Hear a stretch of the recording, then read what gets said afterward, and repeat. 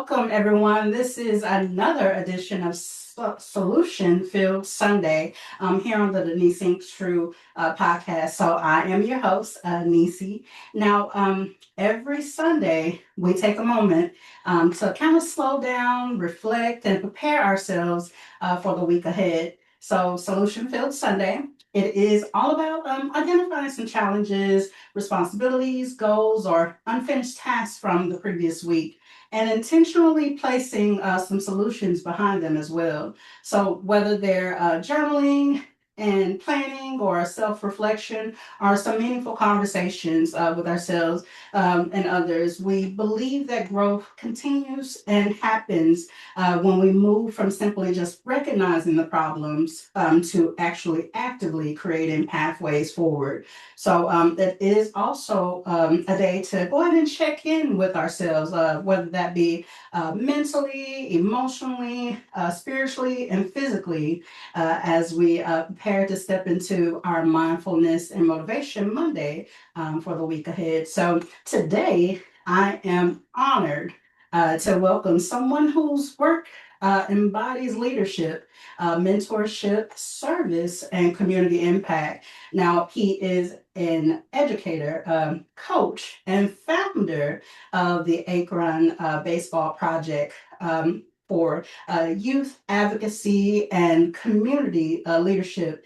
He is also committed to creating opportunities that extend for really far beyond the playing field. So please help me welcome Coach and future City Councilman, Ward 4 for Ohio, Akron, Ohio, Mr. Donny Brooks. Donny, Thank thank you. you for joining us. Thank you so much for having me. You're welcome. You're welcome. So, we are really, really excited having you here. As you know, this is a men's mental health awareness month, and we're doing a lot of things for Juneteenth, Father's Day, and so much more, and Pride and things like that. So, with your title and everything, I wanted to get into that, and with the many hats that you carry. So before we actually talk about the incredible work that you're doing in Akron and beyond, I always like to kind of start with the person, the person before the title. So when you remove like founder, coach, educator, mentor, and then like future city council, who is Donny Brooks? Ah, who is Dottie Brooks? Yeah. Gosh, that's a really good question. I just try to find time to sleep. Um, Right. Rest, like you mentioned. Got to ease the mind. I've Yeah. been trying to do that for the past 3 years. So Mhm. that's who Donnie is since 2023. Mhm. Trying to find time for myself, even if I can get an hour. I Yeah. try to stretch that hour.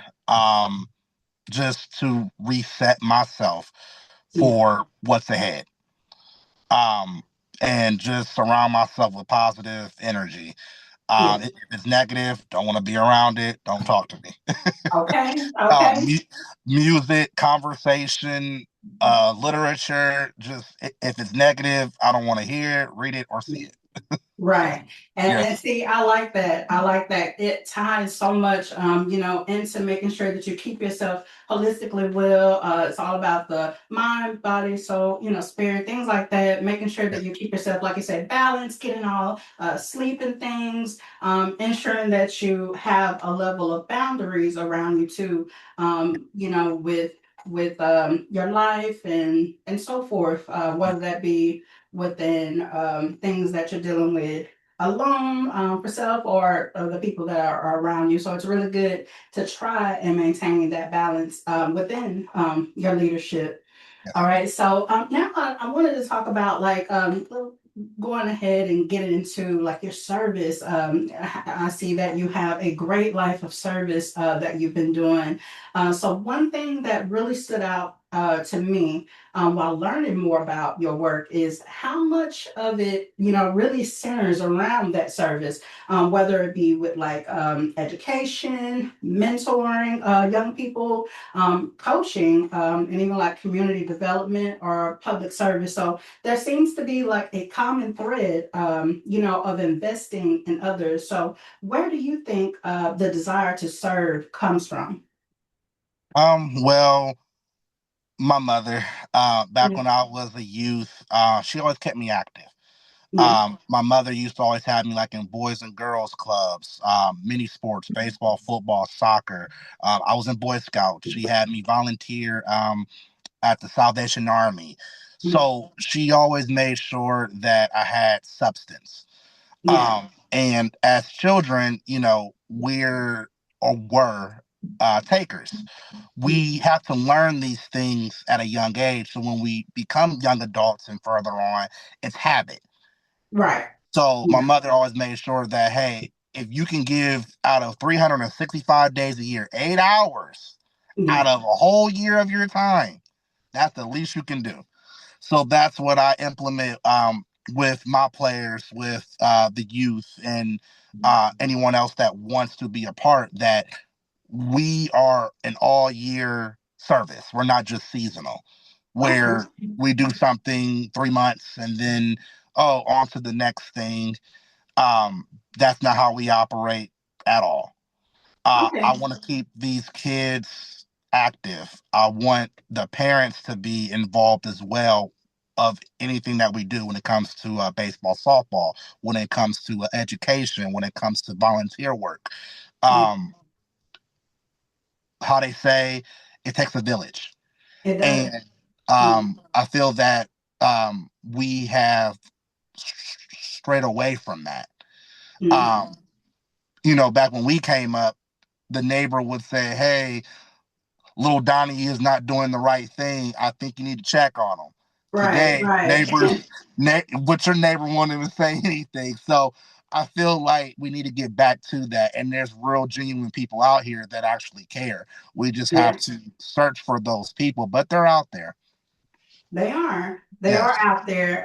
Being able to like, and I love that how like where your desire to serve it came from your mother and putting that and instilling it in you and making sure like having that village mindset, having that positive mindset, always yes, being of service, always kind of that good stewardship, yes, being able to go out there and at least out of the whole 365, at least doing something, even if it takes that 8 hours, being able to get out there and be hands on with the community, with the yes, children, like you're saying, even get the family, the parents involved and things like that. So being yes, able to have that all rooted and coming from, first starting with a desire from your own mother, that's something outstanding to have that type of motivation and inspiration, from that of your own maternal mother. So, Donnie, I also wanted to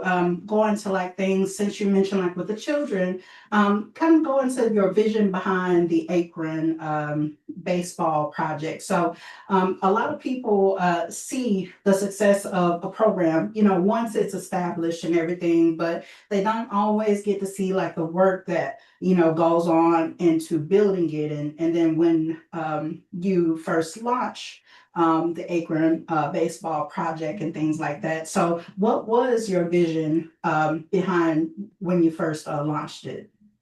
Well, it was a vision of mine when I was a youth. I played baseball pretty Mhm. much my whole life from age 4 up to 25 years old.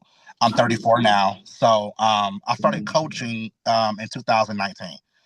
okay. So I was always like, I was in high school. I said once I got done playing baseball, I was going to start my own league. Mhm. But it has to come when it comes. And I've Right. always heard from the neighborhood and people I'll run into. They say, "Hey, Donnie, like I should start a league," and I'll say, "In due time." Yeah. And 2023, July 12th, it'll be 3 years in the next month. Be 3 years of our nonprofit, and we launched, and we haven't stopped. Yeah. I would say that the first year, 2023, what's the new thing they say? Boots to the ground. Yeah. I went everywhere with business cards and flyers to hair salons, barbershops, gas stations, corner stores, churches, funeral homes. I mean, you name it, my flyer and business card was in there. Okay, definitely on foot. Yes. Yeah. And I feel that if you're trying to do anything when it comes to a business, um, flyers and business cards are the way to go. They have, I Yeah. mean, people will say, "Oh, that's old school." I'm here to say it It still works. works. It Yeah, still works. it does work. Because I feel when you're talking to people, face to face, Mhm. um, if you can, that's the best route to go because that person will say, "Hey, I actually met this person," Yeah. and I feel like that holds a lot of weight. Yeah. They'll say, "Hey, he was very nice, very informative," and they can get a good vibe from you, even Right. if you're talking to him for 2 to 3 minutes. That 2 to 3 minute conversation is better than zero. Right. So I feel that behind the scenes, a lot of work. My mind is always on 100 thinking about the next steps.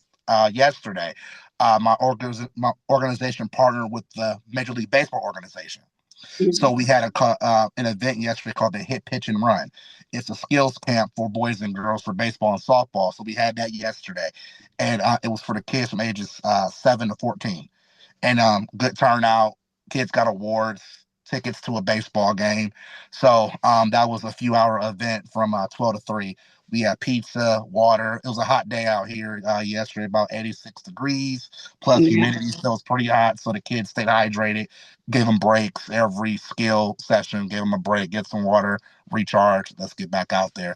And then we got some camps coming up this summer. 4 camps in 1 month. So we're Oh, going. okay. So we're going to. That's going to be this summer, leading into before school starts back up after summer vacation. Okay, so you have a lot of different programs and things since you've launched the Akron Baseball Project. Yes. So with the vision, you were trying to just make sure that keeping like from the things that you did with your own youth, keeping that dream alive, making Yes. sure that the kids stay active, Yes. even like in between schools and things, school time breaks and things like that. You always have them constantly engaged, like the camps and more. So, Yes. so what's the age is starting from? Is it because I think I looked a glimpse. Is it starts at 5 or? So when it comes to our camps, it's from Mhm. 5 to 14. For our Okay. baseball league, it's from 7 to 14. Oh, okay. So Okay. when for the little ones, and then we also have baseball training.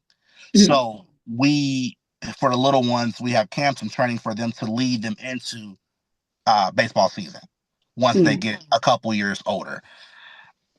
So yes, we have 3 different teams, 3 different age groups. For baseball, we usually will do like 7 and 8 year olds, 9 and 10 year olds, 11, 12 year olds, and so on and so forth.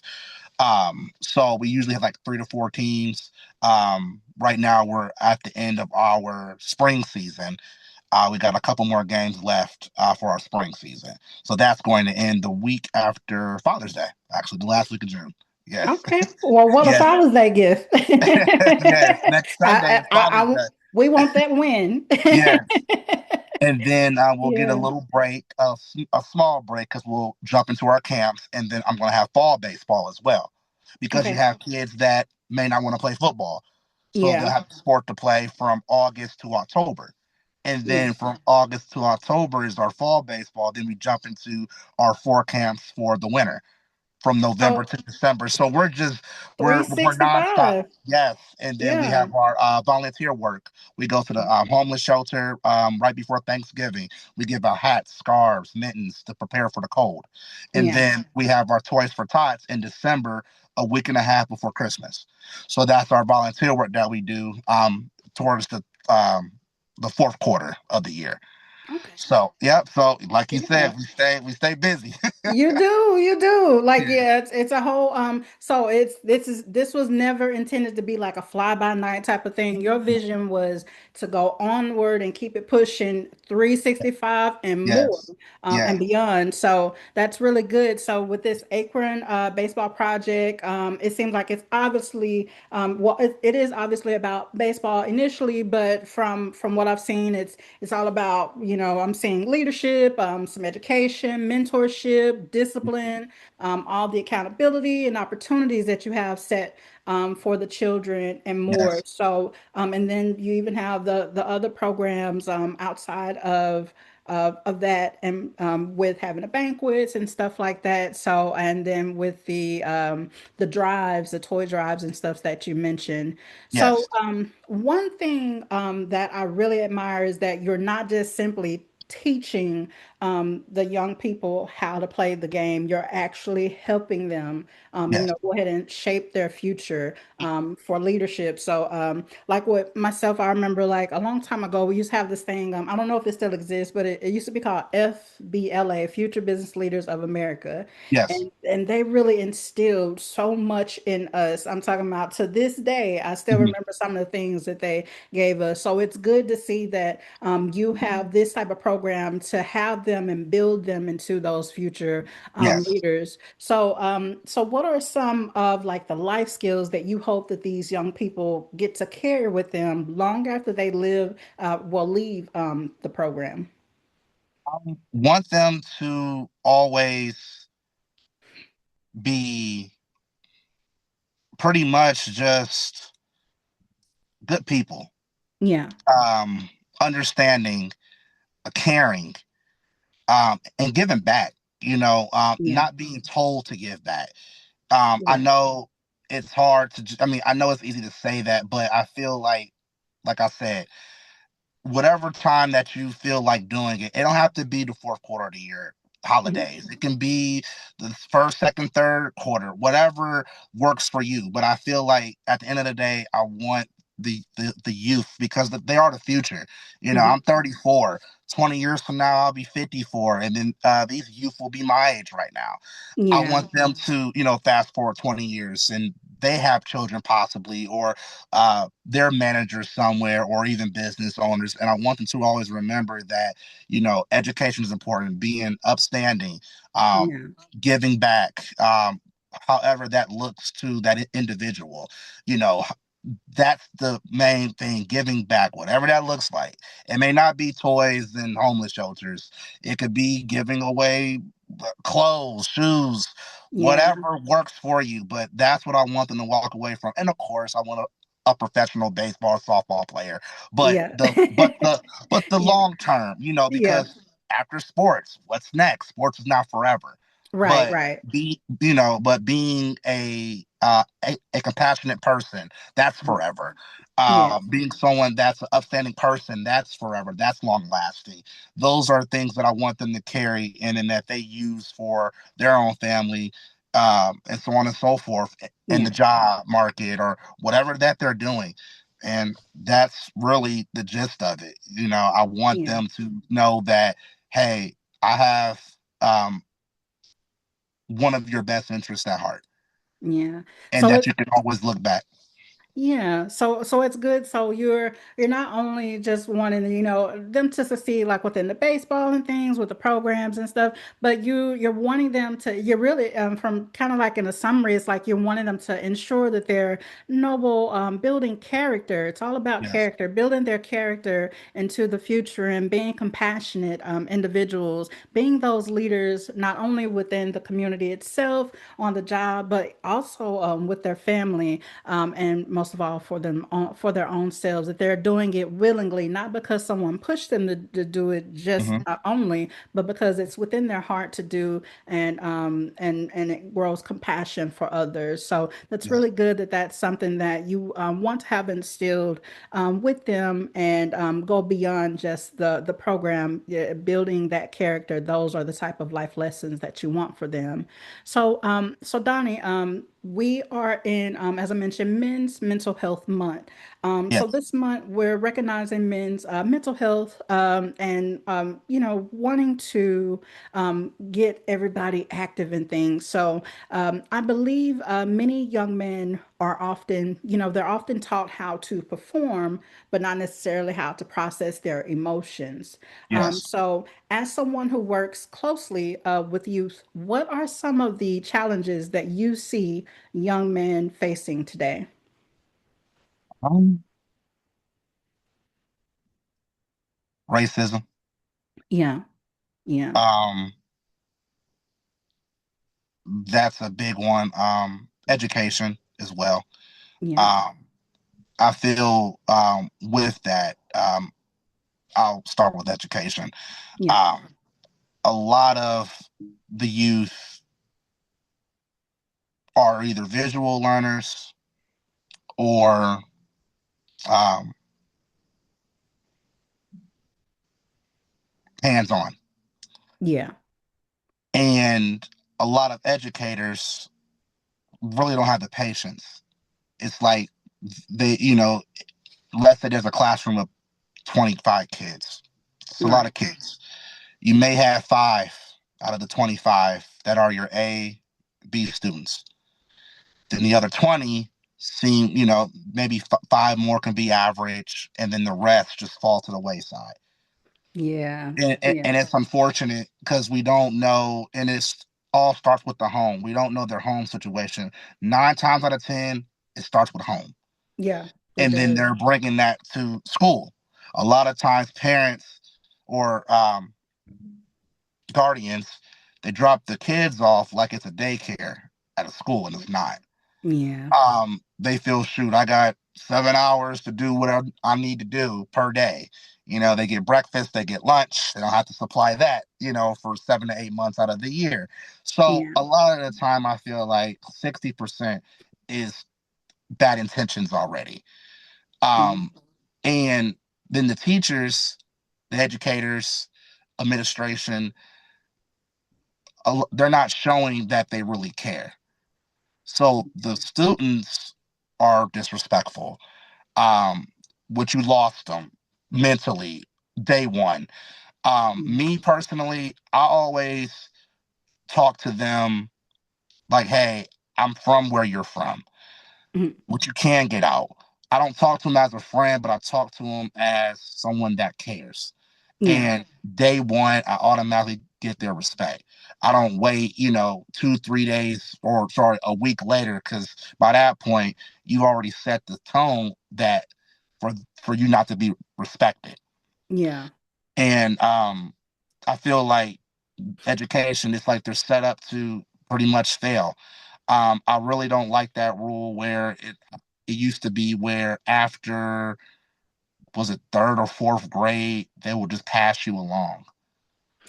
yeah. What And is it then that they had in the past? Forgot what it was called. The what was it called? I think it was some type of program. I think it was with Bush, I believe, when they started that program where No Child Left Behind. Is that? yes, no child Yeah, left behind. yeah, And you graduate at 17, 18, depending on your birthday, and then you get onto the real world and their mind is more so elementary of what yeah. they know.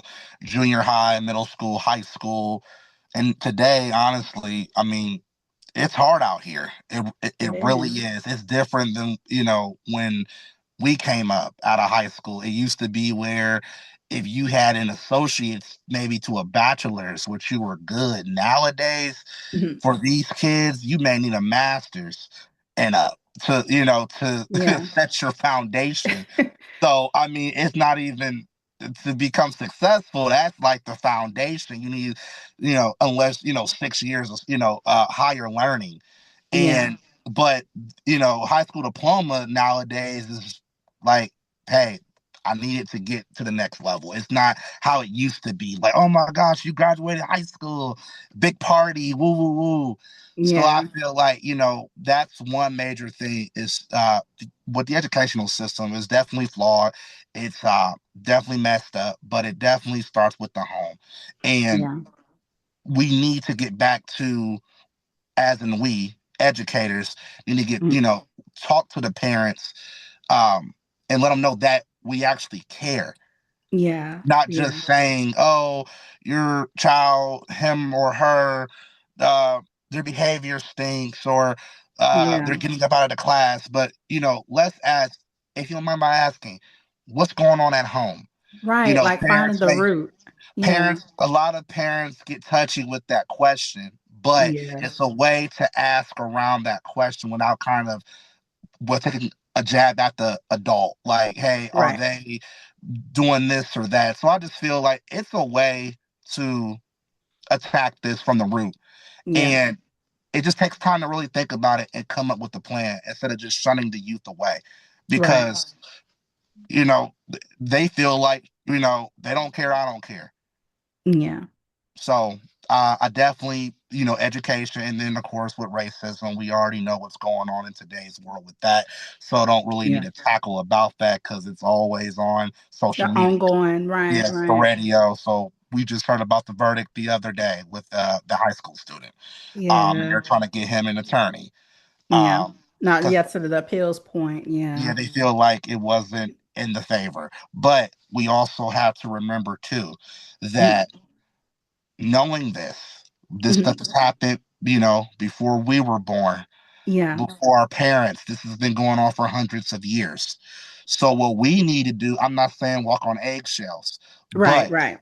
we need to be more aware and we need to teach our youth at home. Right. Half the time they're Right. not being taught about what's going on in the world on a basis to where that youth, that teenager, that young adult understands. Right. Don't talk about it when something happens. Talk Right. about It's it too when late at you're that point. uh Right. when talk about it when your kid is watching YouTube, watching nonsense, and you're in the kitchen cooking. Bring the Right. kid into the kitchen and let's talk about it.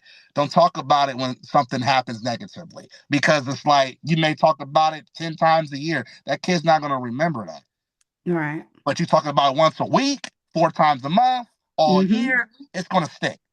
So, See, I like that you say that too, because that's one thing I try to like with my sons, they play sports, football, I'm talking about almost all the sports, right? yes, And we're constantly giving them the praises for that, and then like, having them kind of like most of the children that go to school, they'll get shoved into going to school, but and we tell them, when we leave, yes. we have them in the care of the teachers and things, and then some of us it shuts off after that. But the thing is that once they, it's an ongoing thing, constantly still teaching them outside of them going to school, constantly having those engaging conversations. And even like with my sons, they've even told me like education, like they excel really good in school, but they oftentimes tell me about stress and things like that of, having to have so much of a burden of thinking about the things outside of school, Mhm. with going up with education afterwards, what's going to happen afterwards, and then what's going on for society.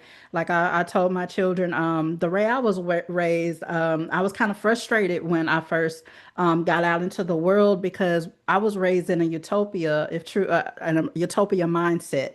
Mhm. Truth be told, I never even know, things like I never got to see movies like Roots and stuff like that. Whenever they asked us to, you know, give us those permission waivers or something like that to Mhm. have our parents to sign off on it.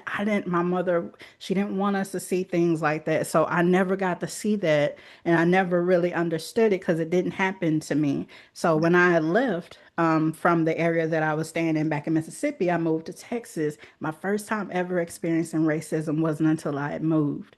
And I was Wow. like, I didn't know how to understand it. I didn't, it was confusing for me because I'm like, I don't understand what this is. So when I had my own children, I started speaking to them about things like that. They have all kind of like we're multicultural in our family, but I've have conversations with them like if this happens, scenarios, ongoing conversation with them, and I let them know that I don't want them to kind of have although we used to live like a utopia or a Cosby mindset, that's what I used to call our family like Cosbys and things like that, Mhm. because we would often kind of be like how the show is, the great utopia portion of it, but we weren't taught how to deal with things on the outside world. So it's good that you state that that's something that needs to be ongoing, that kind of get personable with the parents and see what's going on. It's a way to ask it. It's a way to have compassion and show that you really care. Yes.